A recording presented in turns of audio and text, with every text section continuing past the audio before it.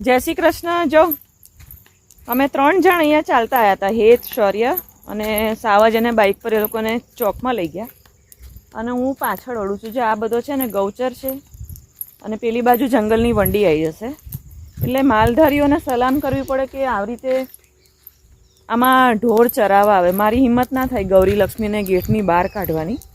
અત્યારે પાક્કો સમય થઈ ગયો છે જનાવરનો. એક તો ચોમાસાની ઠંડકવાળી સાંજ છે. જો મારી પાછળ જો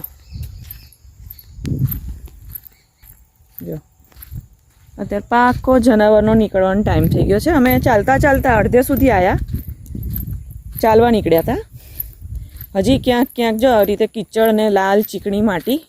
એક સેકન્ડ, નીકળી ગઈ. તો માલધારીઓ જો અહીંયા ચરાવવા આવતા હોય. ભેંસો તો ઠીક છે કે સિંહણની સામે થઈ જાય, જનાવરની સામે થઈ જાય, પણ ગાય ના થાય.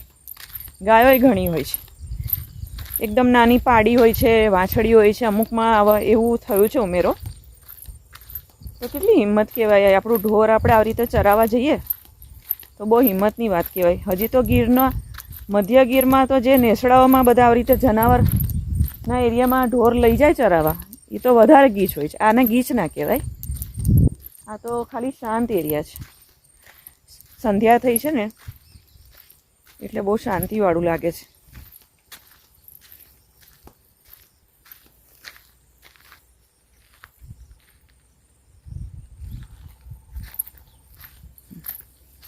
હા, અમારો વાડીનો કેળો.